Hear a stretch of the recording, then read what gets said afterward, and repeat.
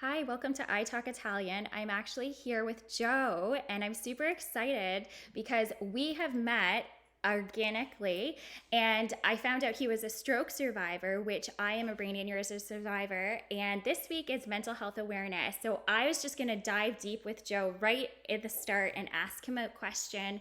What do you think is the most important thing that people should be aware about with mental health and stroke survivors?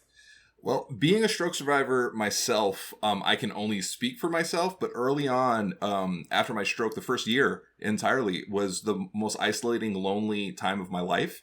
And I think I would share with everybody and I would implore everybody to find your community. Once I found another brain injury survivor, the entire trajectory of my recovery changed. I felt heard, I felt seen. And as opposed to, after my brain injury, instead of just surviving and existing, I actually truly started to live as soon as I found other people. So I think for our recoveries, our mental health, we all need to find our communities after a brain injury. I definitely would agree with that. And for people who are maybe unaware of what happens with a brain injury, what would you say for quote unquote people who haven't had that? How could they help? Oh, the normies. I think the most important thing that you can do is not compare.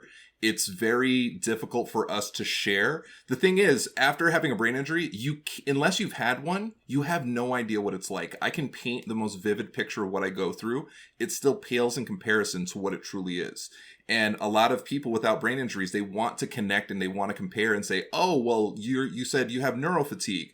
I get really tired too." It is significantly different. It's not even in the same ballpark. It's not the same sports. You cannot compare. So that's one of the most important things is just listen to brain injury survivors tell their story.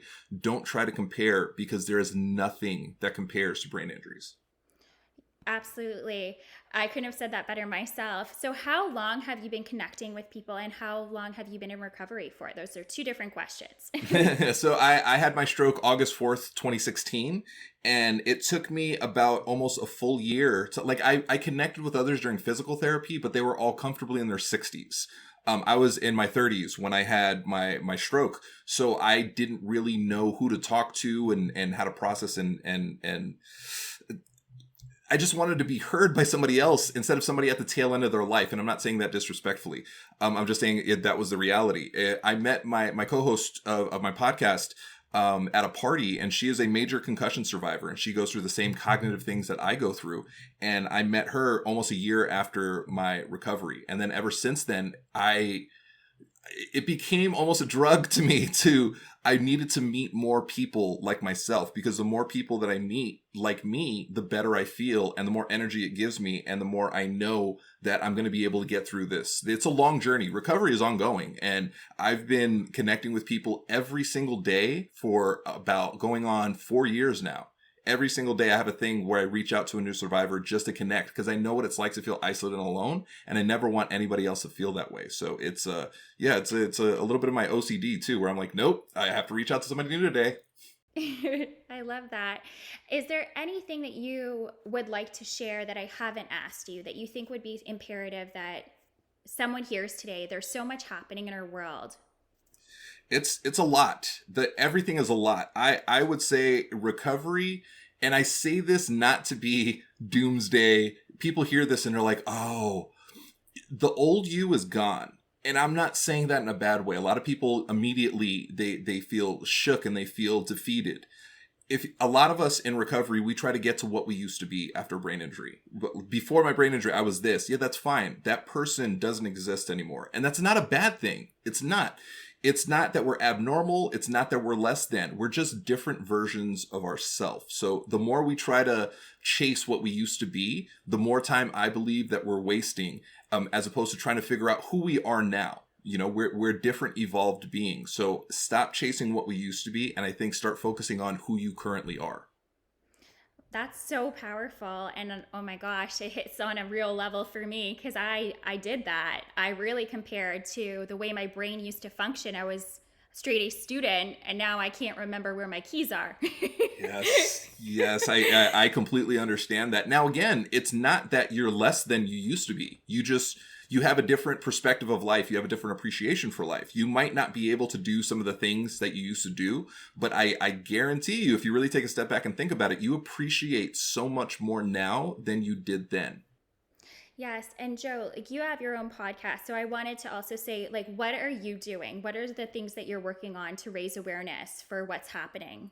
So I have the Neuro Nerds podcast where me and my co-host, a concussion survivor, we talk about our recovery journey through everything nerdum, and we try to build community. And the thing is about recovery, it could be really negative and it's very difficult, but we choose to focus not on the things that we lost. We choose to focus on the things that we've gained. So we're very happy-go-lucky. We focus on the positive. So if you're looking for, oh, everything, woe is me, that's not us. We are, you can do it. We're here. We didn't make it back just to be bitter and angry and upset. We made it back to live, and that's what we're here for. So, and we're here to support anybody and everybody, caretakers, brain injury survivors from any age, background. We are all in this together as a community, and that's what I want to do, is help our community. I love that. Well, I really appreciate you being on here. Is there anything else you'd like to leave us with before we wrap up this segment? And I'll have you on for a longer piece, but this is just like a short one for isn't it Mental Health Awareness Week? It is. Something like, it is. So it's mental health awareness month here in the States. It's gonna be okay. This is the thing. It's gonna be okay. Recovery is not easy. It's not easy at all. It's a very long haul. It's an ongoing fight, but it's going to be all right. And as crazy and as stressful and as doomsday as it feels sometimes in this world, if you really take a step back and think about, wow, in a second, we couldn't be here. We're the lucky ones, right? So we're here. I just take a step back and think, I'm blessed to be here to experience how terrible things can be sometimes, I think that's the thing I'd like to tell everybody. We're here. And we're not here to be upset. We're genuinely, we're here to live life to its fullest. And we should get going on that. We really should.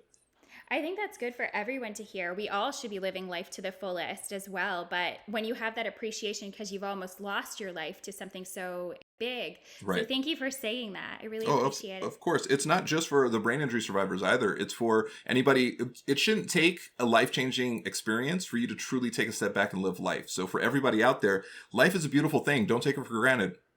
Yeah. I mean, I wish I could sometimes go back, but we can't. We Same. can't. So we all have to take our life in our own hands and live from a place of like appreciation. So thank you for saying that, Joe. And we will be having you back on very shortly. I appreciate it. Oh, thank you so much for having me. I really appreciate you and everything you do for the community. Thank you.